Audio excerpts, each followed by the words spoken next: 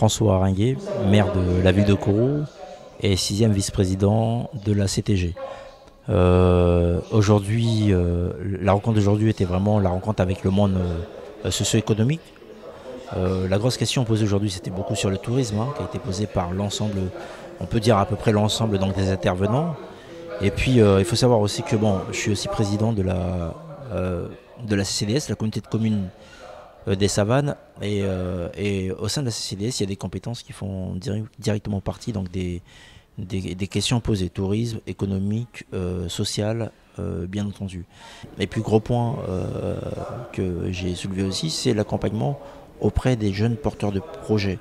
On va dire les petits porteurs de projets. On parle des grands projets structurants de la Guyane, mais je crois qu'il faut aussi penser à l'agriculteur de base, simple, qui a un projet, qui veut sortir son projet et qui a besoin d'accompagnement des collectivités.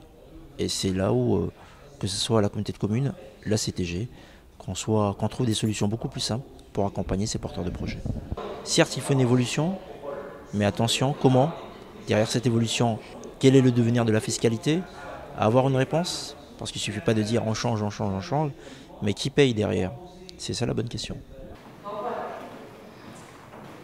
Je m'appelle Baounia Axiong, je suis porteuse de projet dans le secteur de l'agriculture, l'agroalimentaire et l'agrotransformation. Et aujourd'hui, nous sommes bloqués, parce que je parle de moi, mais je parle aussi de mes consoeurs et de mes confrères qui sont dans le même parcours. Nous sommes bloqués à certains dispositifs de financement pour pouvoir, nous déclarer, avoir un numéro de SIRET, ouvrir notre compte entreprise. Aujourd'hui, nous sommes bloqués, il n'y a plus de dispositifs qui sont actés et distribués. Et puis ensuite, avoir au moins les premiers financements pour pouvoir rentrer en activité. 95% de la Guyane doit être réservé.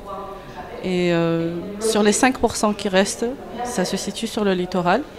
Et en fait, il y a 1% de ces 5% où en fait, on peut repérer des zones agricoles. Les zones agricoles sont basées sur le littoral. On peut les trouver, ils sont accessibles, ils sont disponibles, mais il n'y a pas de commission d'attribution foncière qui peuvent nous permettre d'avoir un avis favorable. Enfin, en tout cas, il y a très peu de commissions. On a traité du sujet de la jeunesse, qui est un point principal de la Guyane, parce qu'on a une démographie qui est en croissance. Et du coup, en fait, ce qu'on avait proposé, ce qu'on propose encore comme piste d'amélioration concernant la jeunesse, c'est de pouvoir réinsérer la jeunesse par des chantiers d'insertion, par le biais de l'agriculture.